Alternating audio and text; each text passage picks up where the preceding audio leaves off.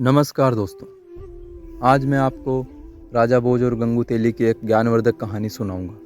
दोस्तों, ये कहानी हमारे जीवन के महत्वपूर्ण सिद्धांतों और नैतिकता को समझने में हमारी मदद करती है। दोस्तों, राजा भोज एक अत्यंत बुद्धिमान और न्यायप्रिय राजा थे।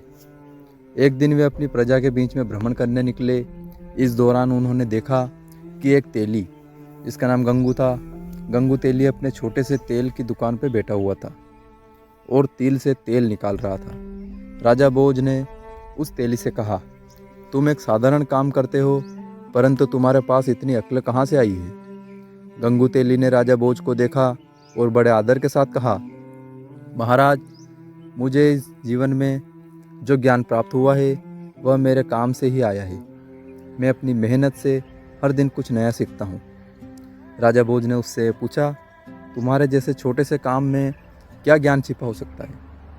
गंगू तेली ने हंसते हुए कहा, महाराज, मैं तिल से तेल निकालता हूँ, लेकिन मुझे यह सीखने में वर्षों लगे हैं कि सही तरीके से तिल को दबाने से ज़्यादा तेल निकलता है। यह काम सरल लगता है, लेकिन इसमें कुशलता और धैर्य की आवश्यकता होती है। जैसे तिल का तेल निकालने के लिए सही दबाव और सही समय चाहिए, वैसे ही जीवन में सफलता पाने के लिए मेहनत, सही समय और सही तरीका चाहिए। राजा भोज यह सुनकर बहुत प्रभावित हुए और गंगू तेली से और अधिक बातें करने लगे।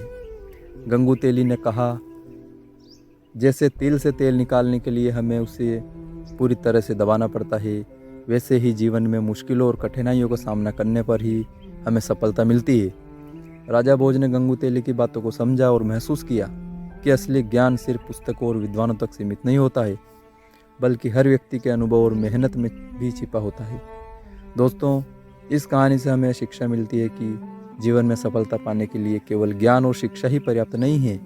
मेहनत, अनुभव और सही तरीके से काम करने की कला भी बहुत कुछ सिखाती है। किसी भी कार्य को समझदारी से और पूरी निष्ठा से करना चाहिए, चाहे वह काम कितना भी साधारण हो। गंगू तेली की सरल लेकिन गहरी बातों ने राजा भोज को यह समझने में मदद की कि हर कार्य में कुछ न कुछ विशेषता होती है और उससे हम जीवन के कई महत्वपूर्ण पहलुओं को समझ सकते हैं। दोस्तों, अगर आपको हमारी ये कहानी पसंद आई हो तो कृपया लाइक और सब्सक्राइब जरूर कर दें। जय श्री राम दोस्तों।